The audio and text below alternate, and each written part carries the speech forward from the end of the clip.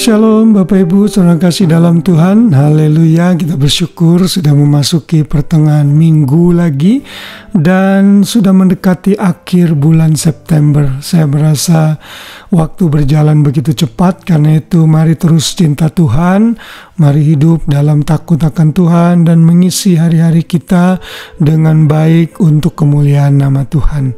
Dan mendengar renungan seperti ini adalah salah satu hal yang sangat baik dalam mengisi hari-hari kita, khususnya sebelum kita tidur dan beristirahat.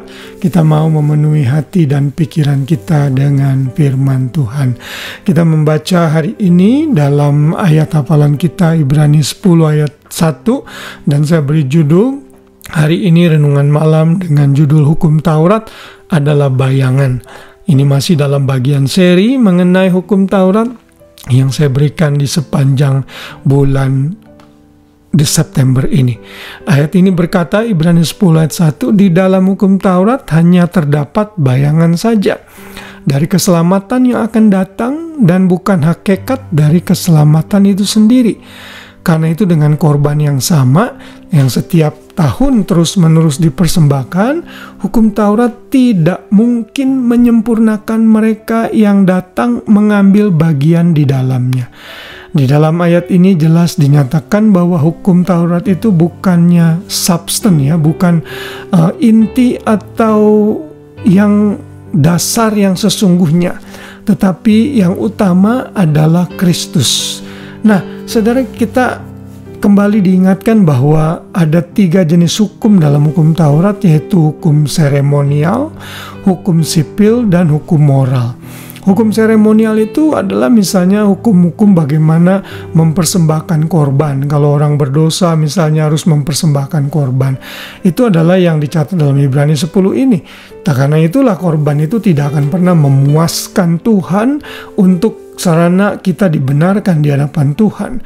Tetapi Yesuslah yang menjadi korban domba Paskah kita, sehingga saat kita percaya kepada Tuhan Yesus, maka kita akan tidak perlu melakukan lagi hukum korban tersebut. Lalu hukum yang lain adalah hukum sipil. Hukum sipil ini adalah hukum yang mengatur hubungan antara sesama mereka. Misalnya kalau ada orang yang merugikan orang lain, itu ada restitusi atau ganti rugi yang mesti diberikan, dan Tuhan atur itu sehingga orang Israel bisa hidup dengan tentram, saling menghormati dan menghargai satu dengan yang lain. Nah, hukum seremonial dan sipil ini untuk kita yang hidup di perjanjian baru, bahkan orang Israel yang hidup saat ini sudah tidak berlaku lagi. Mereka pun tidak melakukan, karena pada saat itu mereka hidup dalam pola pemerintahan teokrasi, di mana Tuhan yang menjadi raja atau pemimpinnya.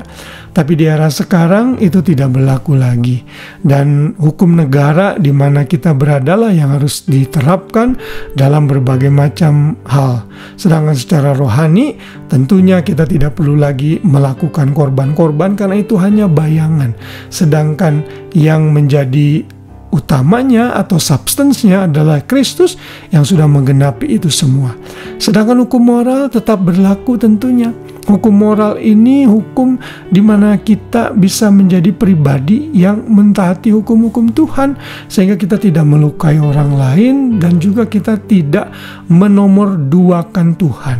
Kalau saudara lihat 10 hukum yang kita sudah pelajari, itu kan 4 hukum berhubungan dengan yang vertikal ke atas terhadap Tuhan, dan yang 5 atau 6 lagi adalah bersifat horizontal dengan sesama kita. Karena itu kita harus mengasihi Tuhan, mengasihi sesama dengan segenap hati kita. Tetapi hukum Taurat itu sendiri secara keseluruhan adalah bayangan dari yang sesungguhnya, yaitu Kristus. Karena itulah kitab Ibrani adalah kitab yang memberikan counter atau jawaban kepada orang-orang Israel yang kembali lagi kepada Judaism, kepada Yudaisme, sehingga mereka harus selamat dengan Yesus plus hukum Taurat plus tradisi, dan Tuhan tidak mau itu terjadi.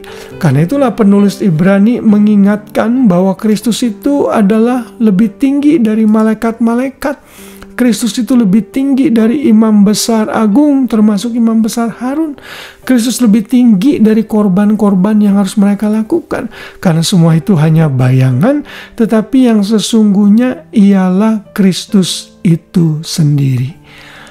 Di dalam Filipi 3 ayat 8-9 di sana dikatakan, supaya aku memperoleh Kristus dan berada di dalam Dia bukan dengan kebenaranku sendiri karena mentaati hukum Taurat, melainkan dengan kebenaran karena kepercayaan atau iman kepada Kristus, yaitu kebenaran yang Allah anugerahkan berdasarkan kepercayaan. Jadi di dalam Kristus kita semua dibenarkan.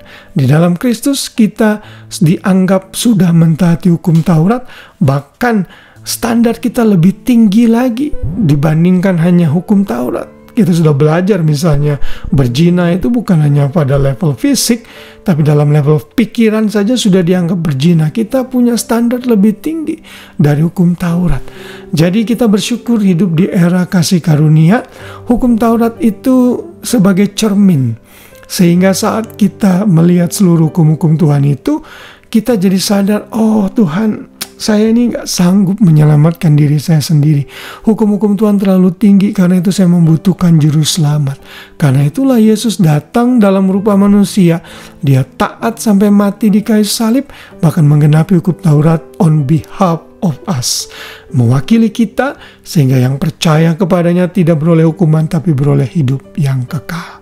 Mari terus menyukai hukum-hukum Tuhan dan hidup dalam kebenaran Tuhan. Haleluya. Kiranya firman Tuhan ini kembali mengingatkan kita dan memotivasi kita untuk hidup dalam kebenaran dan tidak disesatkan dengan melakukan hukum Taurat untuk dibenarkan.